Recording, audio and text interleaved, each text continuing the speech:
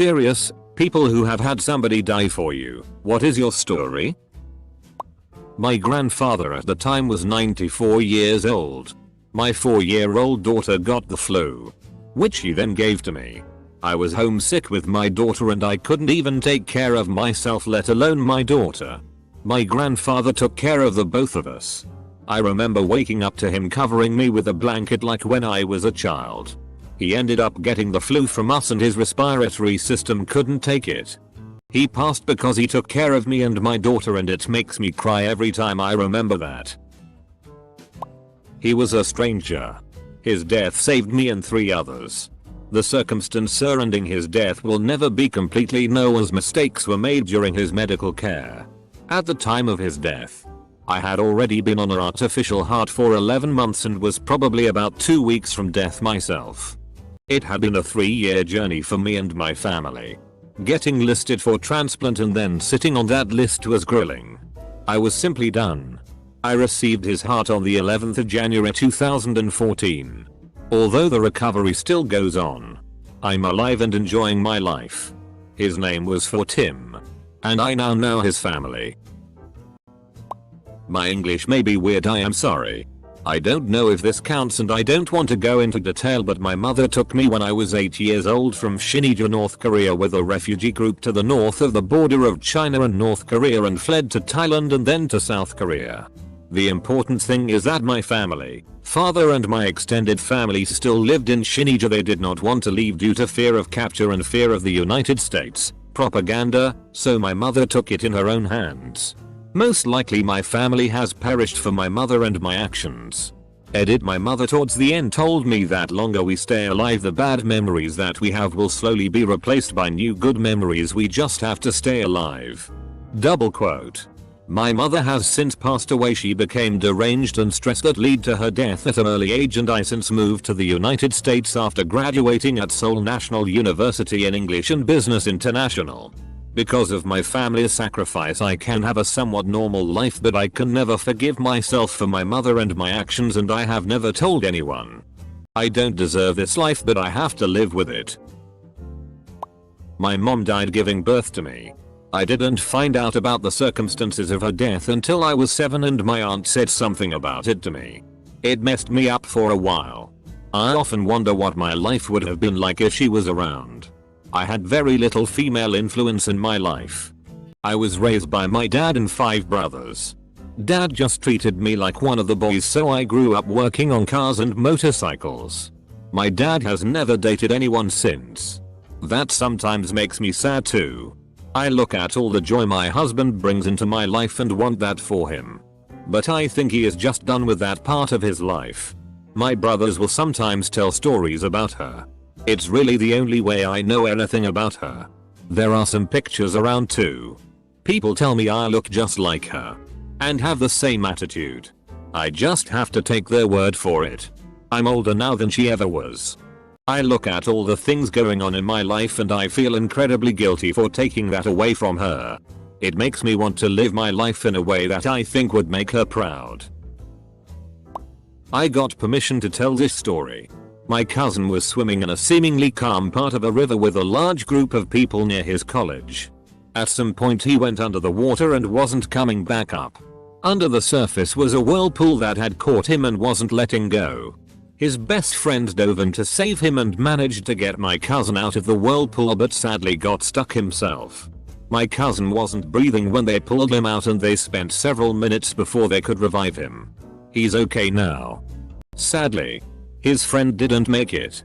I never knew the kid, but I think of the sacrifice he made to save my cousin all the time and will be forever grateful for it. Edit. I'm blown away by the support from this community. Thank you for your thoughts and well wishes. My cousin and I have always been really close our whole lives, so it was nice getting to share his story and help keep that friend's sacrifice remembered. My father. I was assaulted when I was 9. He confronted the man that did it. Beat his ass. Man came back and shot him in the head. My mother has hated me ever since, so I lost 2 parents in one day. It has affected me in the sense that I'm hyper vigilant in protecting my son. I have read the thread to this and would like to make something clear. I don't blame my mother because I understand some things about trauma.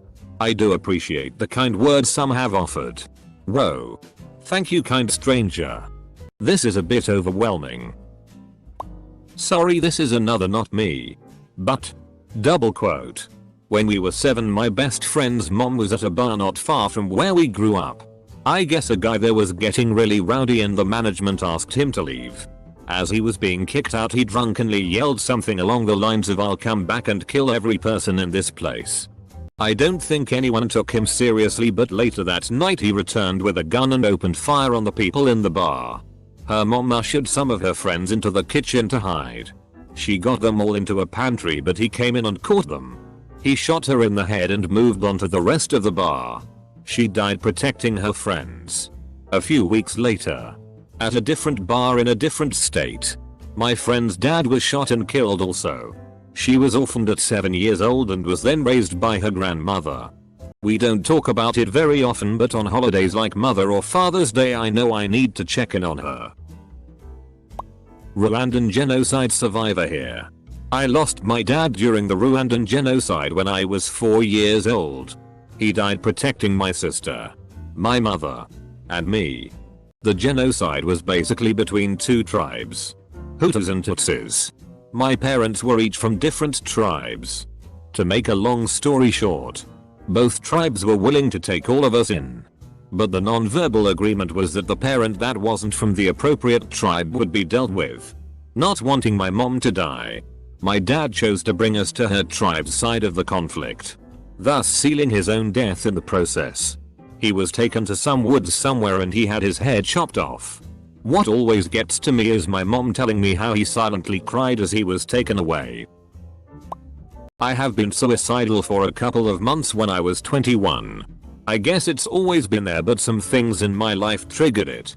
I knew I didn't want to die, but something inside me was telling me it's the right choice and that no one really wanted me in their life. So I started to plan my suicide, without anyone knowing. Around that time, my sister-in-law got sick and passed away right on New Year's Eve. And suddenly I got 2 small children to care for. At first, I didn't know what to do. My plans were basically changed super fast. I didn't have time to think on what just happened. But these children changed me. I started to see that yes, I am worth something, and needed nothing makes me cry so much than thinking of dying and leaving these kids with more death in their life. I don't know if it counts or not, but I was basically saved by these kids and their mom. My father was an extremely hard worker. Worked 6 AM to 5 PM 6 days a week. Then one day he had a heart attack and was dead for a few minutes. He was never the same after that. He changed. It's hard to describe, but he wasn't the same. I was 13 at the time. He came into my room and we were playing PS2 Soccer online. He said to me he didn't want to come back after he died. That wasn't his decision, it was the doctor's. Then he told me how if he were to die our family would be fine. He had hundreds of thousands of dollars worth of tools that he told me the company Snap-on would buy back. He also talked about other things, but this stuck out the most. A few months later he killed himself. It's left a tragic for my family and I feel so bad for them all. Now it's 13 years later and my siblings are still messed up. We would trade anything in the world for him, but I try to remember that was his choice. During a strong earthquake, my grandmother used her body to protect a 4-year-old girl. A wall collapsed and fell on them. I'm told she broke her hip. An arm and her skull was open. She bled to death and passed from a heart attack. When they dug them out, all she kept asking about was the little girl and saying she's fine. The little girl thankfully survived with a broken arm but couldn't understand what happened to my grandmother. Dog story. Had a border collie named Rascal growing up. He was walking with us while we walked a couple of our friends home. Our neighborhood was super safe. But there were these 2 really mean Rottweilers that were barely contained by a decrepit fence along the road back to our friend's house. Every time we passed by them they would lunge at us, hitting the fence, snarling. Well, we were walking past them, and that particular day, when those dogs lunged, the fence didn't hold. Our sweet pupper jumped between us and the Rottweilers before they could tear us apart. Each of those Rottweilers weighed nearly double than any of us kids and quite a bit more than that compared to Rascal. But Rascal kept them at bay until a neighbor came running to our rescue. At first the neighbor tried to beat the dogs away with a 9-iron. That didn't work, so he resorted to a taser before they backed off. Turns out those poor dogs had been trained to be fighters. Their owner wound up in jail over the entire thing. Rascal didn't make it. It was tragic. But I am so grateful to that beautiful, wonderful dog for saving our lives, as well as our neighbor. I know I'll see him again someday. I don't blame the dogs who killed him. And I know some wonderful Rottweilers, pit bulls, etc. But collies will always have a special place in my heart. When I was in 5th grade, a girl in my class, we'll call J, was at a lake with her cousin and another girl in my class, we'll call M. None of them could swim. The cousin went too far in and was drowning, so J went in after to save her. M tried to get some adults' attention to help her friends, but they all thought it was just kids goofing around. Both J and her cousin drowned that day, and M has always carried a lot of guilt over what happened. I've also always wondered about why they were at a lake unattended when none of them could swim. And how the adults felt after they learned 2 kids drowned and they ignored their friends' pleas for help. Not me personally. But it did affect me. For those who live in the US, you may have heard about this, as it made national news. I used to work at an elementary school, and one day during dismissal time, one of the parked school buses suddenly jumped the curb towards a group of children. The principal was not too far behind them and pushed them out of the way just in time, before the bus hit her and killed her instantly. I was there when it happened. That was the bravest and most selfless thing I have ever seen anyone do, and proved her character and how passionate she was with working with children. When I was around 12 in the 80s, I was vacationing in South India in summer with my parents at the remote village they were from originally, where violent family strife was and is pretty common, especially over land and caste clan differences. There was a family feud going on over some property in my father's name, so a few thugs beat me up by the river where I was playing with my cousins. My father was a brute and he found out who was responsible and beat the shit out of 2 men in the rival faction. In retaliation, a group of 5-6 men cornered him by the same riverbed where I was assaulted and hacked him to pieces and left his body parts stuck in the silt there, according to eyewitnesses. I could not bear living in the country anymore and studied my ass off to become an engineer and moved to the US in early 2001. I am happily married with a wife and 2 beautiful children and have never visited home again. This is my home now. The empathy and support system from different specialists here and in general that I get from Americans make me pray for the US every day of my life. Had a moment in Iraq where 2 helicopters worth of soldiers and I were dropped off and got immediately fixed behind a mud wall. Every time we tried to move, the enemy would pin us back. On either end of the wall we had soldiers rotating out to provide suppression before reloading. Our situation was precarious at best. We were a 45-minute helicopter ride from any reinforcement. I was one man in from the end of the wall controlling the attack aircraft when a squad leader wiggled in, giving me more cover and allowing him better control of the soldiers providing fire. This went on. We couldn't gain an advantage over the enemy. And eventually a piece of shrapnel from an RPG hit the squad leader in the head, killing him nearly instantly.